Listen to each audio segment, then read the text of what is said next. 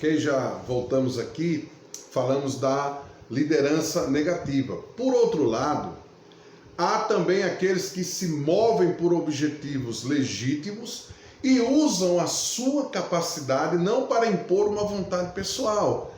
Agora ele vai usar a sua posição, né? Ele vai usufruir do prestígio que tem como líder para atrair benefícios não só para ele, mas para a sua comunidade, para os seus liderados, para conscientizar e conduzir o grupo em busca de objetivos lúcidos e sadios também, seja na esfera secular, seja na esfera eclesiástica, onde o exercício da liderança é legítimo, os meios são legítimos e os fins também são legítimos, né? Então, essa é chamada a liderança positiva, quando os teus objetivos não é de favorecer a você mesmo, mas sim de trazer crescimento, né? Trazer amadurecimento, aprendizado para o grupo que você está liderando. Liderança eclesiástica. A primeira parte, né, dessa nossa lição abrange a liderança eclesiástica, o líder, né? Ou seja, a condução de grupos específicos e o seu líder, no âmbito da igreja, que reúne pessoas com as mesmas convergências de ideias e ação. Essa é a ideia, né? De que todos estão ali, como a palavra nos fala lá em Atos 2:42, num só propósito, num só objetivo, né? Do crescimento da igreja, da comunhão, do partir do pão, da oração e tal, e todos esses propósitos. No nosso entendimento, a melhor passagem bíblica, né, que retrate tudo isso está registrado lá em Efésios, na carta de Paulo aos Efésios, capítulo 4, do versículo 11 ao 16, que diz assim: E ele mesmo deu uns para apóstolos, e outros para profetas, e outros para evangelistas, e outros para pastores e doutores, querendo o aperfeiçoamento dos santos, para a obra do ministério, para a edificação do corpo de Cristo, até que todos cheguemos à unidade da fé e ao conhecimento do Filho de Deus, a varão perfeito, à medida da estatura completa de Cristo, para que não sejamos mais meninos inconstantes, levados em roda por todo vento de doutrina, pelo engano dos homens que com astúcia enganam fraudulosamente. Antes, seguindo a verdade em caridade, cresçamos em tudo naquele que é a cabeça, Cristo, do qual todo o corpo, bem ajustado e ligado pelo auxílio de todas as juntas, segundo a justa operação de cada parte, faz o aumento do corpo para a sua edificação em amor, né? Então esse texto ele é bem propício tanto para a distribuição da liderança da igreja, quanto os objetivos, né? Como ele diz aqui, ele deu uns apóstolos, profetas, evangelistas, pastores e doutores. Essa é a distribuição. Para quê? Qual o objetivo? Para o aperfeiçoamento dos santos, para a obra do ministério, para a edificação do corpo de Cristo. Então, esse texto você pode ler bem, né? Ele traz ele faz esse esclarecimento do grande objetivo que é o crescimento da igreja.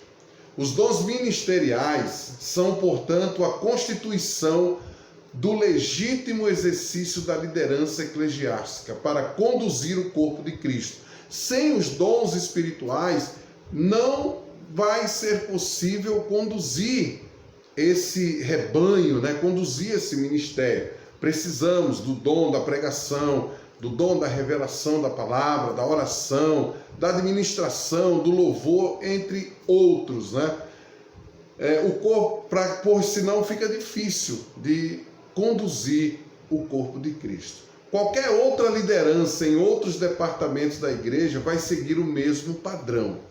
Quais são, todavia, esses propósitos? Aí nesse texto nós vamos ver, versículo 12, treinamento, 12, realização. Versículos 12, treinamento, realização e edificação. Versículo 13, unidade. Ainda no 13, conhecimento. Também no 13, similitude.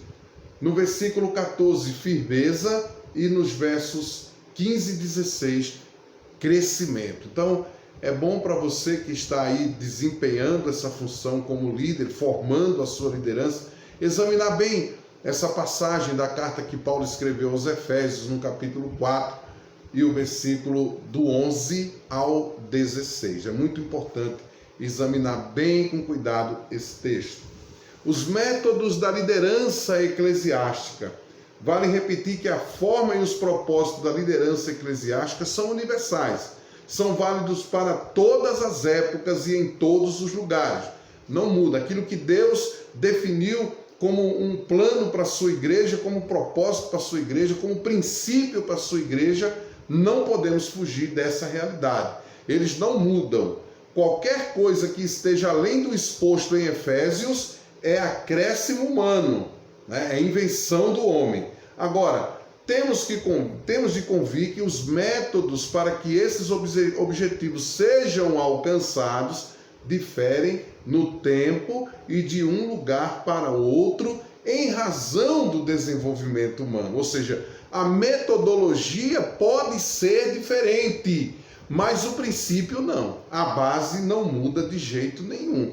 A metodologia, como ele está dizendo assim, conforme... E aí a gente vai entrar questões culturais, sociais e tantas outras para poder entender de forma mais ampla.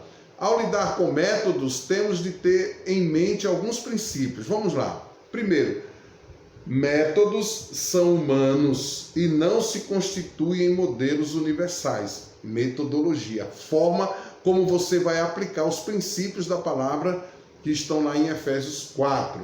Os fins não justificam os meios. Isso é bastante conhecido no nosso meio de igreja, teologia. Métodos não podem constituir-se em paradigmas permanentes. É um método usado para aquele determinado momento, uma metodologia usada para aquele determinado momento. Métodos não podem sobrepor-se aos princípios. Não coloque a forma que você está usando acima daquilo que é a base para o desenvolvimento da liderança e o crescimento da igreja. Métodos não podem ser alcançados à condição de verdade absoluta. A verdade absoluta é os princípios da palavra de Deus. Métodos não podem vestir-se de a única visão de Deus para a igreja. Jamais. A visão de Deus para a igreja está baseada nos princípios bíblicos dentro da palavra do Senhor.